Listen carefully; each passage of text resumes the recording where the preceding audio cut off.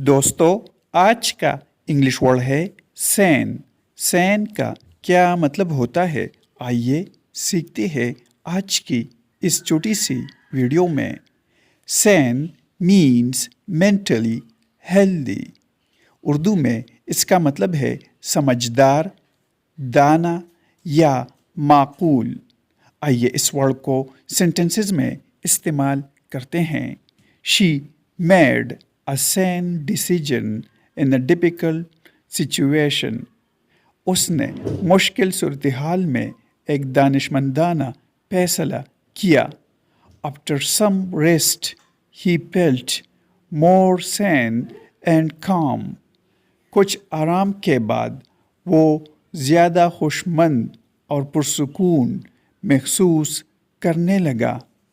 Calm means पुरसुकून।